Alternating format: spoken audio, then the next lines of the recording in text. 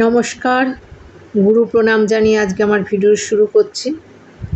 যেই টপিক নিয়ে আজকে আমি কথা বলবো সেটা হলো 8 জুলাই রাহু উত্তর ভাদ্রপদ নক্ষত্রে ট্রানজিট করছে এবং এখানে অবস্থান করবে 16 মার্চ 2025 পর্যন্ত। এখানে অবস্থান করবে উত্তর ভাদ্রপদ নক্ষত্র শনির নক্ষত্র। সুতরাং রাহু শনির নক্ষত্রে অবস্থান করছে। পরাশরী মতে বলা হয়েছে রাহু শনির মতো কাজ করে। সুতরাং শনি যখন রাহু নক্ষত্রে নিয়ে আমাদের কালপুরুষের প্রথম ঘর এবং একাদশ ঘর, এবং রাহু যখন কালপুরুষের দ্বাদশ ঘর মীন রাশিতে অবস্থান করছে এবং শনির নক্ষত্রে অবস্থান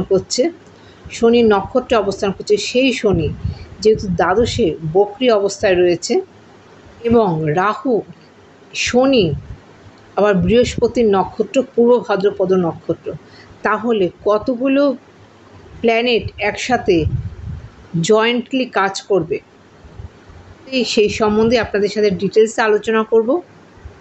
কোনো গ্রহ শুধু কাজ করতে পারে না, নক্ষত্রের বেসেই কিন্তু কাজ করে। এখন সবার আগে দেখতে হবে ঘরটা কোন ঘরের ওপর কাজ করবে, কোন ঘরের থেকে কাজ করবে।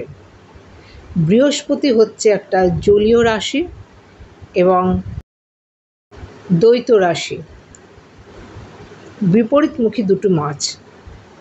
এখান থেকেই আসছে কনফিউশন, এক্সট্রিম পর্যায়ের রেজাল্ট। সেটা যে কোনো ব্যাপারে হতে পারে, হসপিটালাইজেশনের ব্যাপারে হতে পারে,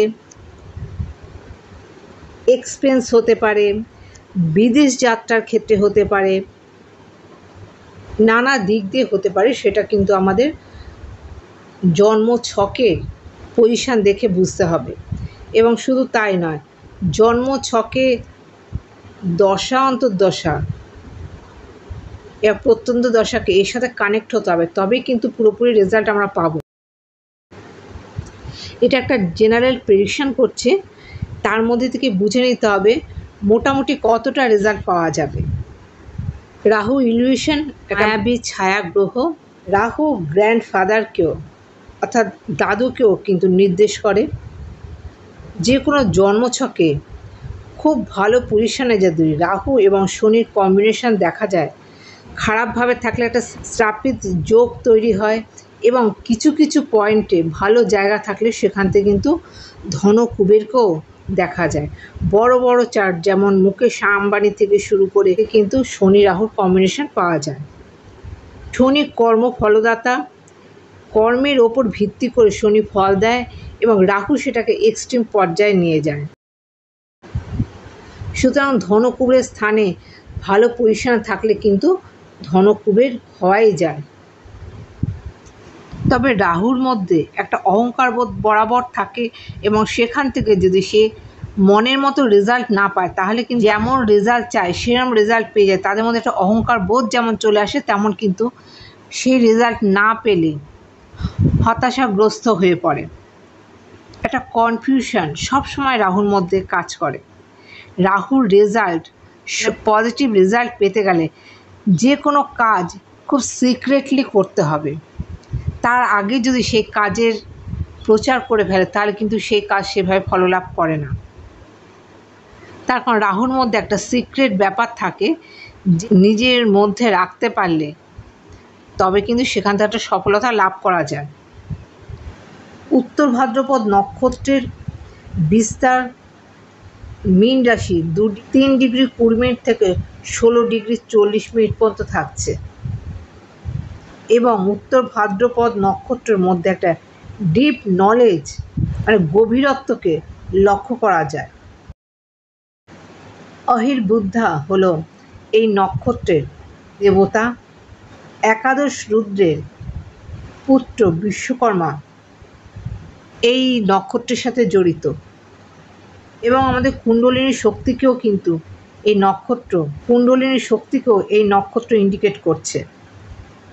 শিব তাণ্ডব, নৃত্য, ব্ল্যাক ম্যাজিক, অকাল্ট এমনিতেই তো মীন রাশির ঘর একটা অকাল্টের মানে মোক্ষ, একদম ডিপ নলেজ, মোক্ষ যেটাকে বলে, যার পর আর জ্ঞান হয় না, মানে যার পর মোক্ষ লাভ করে, গভীর ডিপ নলেজের ঘর হচ্ছে।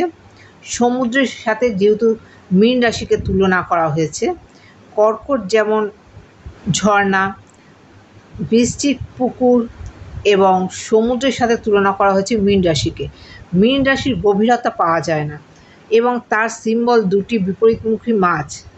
সেখান থেকে মানে যে জ্ঞান পাওয়া যায়, সেই জ্ঞানের কিন্তু তুলনা অন্য জায়গা থেকে হয় না, মানে এতটাই ডিপ থাকে, ডিপ নলেজ থাকে। একমাত্র মেডিটেশন ছাড়া এর কোনো বিকল্প দেখতে পাওয়া যায় না। পায়ের পাতার রিব, পায়ের পাতাকে কিন্তু নির্দেশ করে এই নক্ষত্র। এবার বলবো মেষ থেকে মীন রাশি ঠিক কী ধরনের ফলাফল পাবেন এই নক্ষত্রের পরিবর্তনে। শেষের দ্বাদশে এই সঞ্চার, এই নক্ষত্রের পরিবর্তন হচ্ছে বিদেশ যাওয়ার জন্য, এডুকেশনের জন্য একটা সর্বোত্তম সময় বলা যায়। এই অকস্মাৎ কোনো ধনলাভ, এই ট্রানজিটে যা যা হবে সাডেনলি হবে, অকস্মাৎ আনএক্সপেক্টেড হবে। সে লাভও হতে পারে, বা যদি বাজে প্লেসমেন্টে থাকে শনি রাহুর কম্বিনেশন, তাহলে কিন্তু এটা খারাপভাবেও এটা হতে পারে। ভালোভাবে যেমন হতে পারে তেমন খারাপভাবেও হতে পারে। এটা প্লেসমেন্টের ওপর, জন্ম গ্রহ অবস্থানের ওপর সেটা নির্ভর করছে। আধ্যাত্মিকতা, মীন রাশি আধ্যাত্মিকতার স্থান। আধ্যাত্মিকতা অবশ্যই বৃদ্ধি পাবে এবং এক্সপেন্স, মেডিকেল এক্সপেন্স বিশেষ করে হওয়ার একটা সম্ভাবনা দেখা যাচ্ছে মেষ রাশির জন্য। এবং ফরেন ট্রিপ এখানে এতটাই এক্সট্রিম পর্যায়ে যেতে পারে যে সেখান থেকে বড় ধরনের গেইন করতে পারে মেষ রাশির জাতক জাতিকারা। দশমপতি একাদশপতি শনি দ্বাদশের কানেকশান হচ্ছে, দ্বাদশে নক্ষত্রের পরিবর্তন হচ্ছে। সুতরাং দশম, একাদশ এবং দ্বাদশ ঘর যখন লিঙ্ক হয়ে গেল, তখন কর্ম করলে কর্মের রেজাল্ট এক্সট্রিম পর্যায়ে পাওয়া যাবে মেষ রাশির জাতক জাতিকাদের জন্য। বৃষ রাশির একাদশে এই ট্রানজিট হচ্ছে, নক্ষত্রের পরিবর্তন হচ্ছে। সাডেন কোনো গেইন হওয়ার সম্ভাবনা আছে, আনএক্সপেক্টেড কোনো গেইন হওয়ার সম্ভাবনা থাকছে। কমিশন বেসড জব যেগুলো আছে সেগুলোর থেকে এক্সট্রিম পর্যায়ে লাভ হওয়ার সম্ভাবনা থাকছে। এবং শেয়ার মার্কেট, স্টক মার্কেটে যারা অর্থ বিনিয়োগ করছেন বা করেছেন তাদের জন্য বিশেষভাবে একটা ভালো রেজাল্ট দিয়ে যাবে। আনএক্সপেক্টেড বেনিফিট পাবে স্টক মার্কেট থেকে। মিথুন রাশির কর্মের ওপর বিশেষভাবে জোর দেওয়া হচ্ছে, তার কারণ কর্মপতি শনি, নক্ষত্রে রাহু, শনির কাজ ভীষণভাবে কিন্তু এখানে পজিটিভলি দেখতে হবে। সৎভাবে এই জাতক জাতিকাদের পেশেন্স থাকবে এবং অনেস্টলি কাজ করবে, বড় ধরনের একটা রেজাল্ট পেতে চলেছেন মিথুন রাশির জাতক জাতিকারা। বড় লেভেলের কোনো জব অপরচুনিটি এই সময় পেতে পারেন এবং সেটা ফরেন থেকেও হতে পারে, বিদেশ থেকে কোনো কানেকশান, অ্যাব্রড কানেকশান। এদিকে অ্যালার্ট থাকতে হবে এবং সেই কাজটা হাতে নিয়ে সাকসেসফুলি এগিয়ে যাওয়া হলো এই ট্রানজিটের একটা মূল লক্ষ্য। টার্গেট থাকতেই হবে, পরিবর্তনে টার্গেট ফুলফিল হবেই এবং এতে আপনাদের নেম ফেম স্ট্যাটাস ইনক্রিজ করবে। কর্কট রাশি কোনো ট্যুর, দূরযাত্রা, ভ্রমণ এবং বড় ধরনের কোনো ট্রাভেল চারে হবে এবং সেখান থেকে বেনিফিট পাওয়ার সম্ভাবনা থাকছে, বড় ধরনের বেনিফিট পাওয়ার সম্ভাবনা থাকছে। এবং উচ্চশিক্ষা নিয়ে যারা বিদেশে যাবেন তাদের জন্য বড় ধরনের পরিবর্তন লক্ষ্য করা যাচ্ছে এবং পিতার থেকে বড় ধরনের হেল্পও এই সঞ্চারে আপনারা পাবেন, ভাগ্যের সাপোর্ট পাবেন। সিংহ রাশি 8th হাউসে এই কানেকশন থাকছে। এক্সপেন্স ভীষণ মাত্রায় হবে। আনএথিক্যাল কোনো কাজ এই সময় করলে আপনাদের বিপজ্জনক পরিস্থিতির মুখোমুখি হতে হবে। প্রবলেম তো ফেস করতেই হবে, তবে যারা রিসার্চ করছেন তাদের জন্য এক্সট্রিম পর্যায়ে একটা বেনিফিট আপনারা পাবেন। হাই লেভেলের কোনো কাজ যদি কর্মের মধ্যে কেউ নিযুক্ত থাকেন বা কোনো কর্ম যদি এই সময় করা যায়, কর্মের জায়গা যদি সেইভাবে ইমপ্রুভ করে, সেইখান থেকে একটা বড় ধরনের গোল্ডেন পিরিয়ড পাবেন এই ট্রানজিটে। কন্যা রাশির রিলেশনশিপে সমস্যা আসবে এবং সমাধানও হবে। যে কোনো সময় কিন্তু সেখান থেকে একটা ছেদ পড়ার সম্ভাবনা দেখতে পাওয়া যাচ্ছে। যদি সেটাকে যত্ন করে ঠিকভাবে রাখতে পারেন তাহলে কিন্তু সেই রিলেশান আপনাদের একটা বড় ধরনের অ্যাচিভমেন্ট হবে। যারা বিজনেস করছেন, পার্টনারশিপ আছে, একটু কেয়ারফুল থাকবেন, পার্টনারশিপে কেয়ারফুল থাকতে হবে। সন্তানের নানা ধরনের সুযোগ সঞ্চারে পাবেন। তুলা রাশির 6ষ্ঠে সঞ্চার হবে।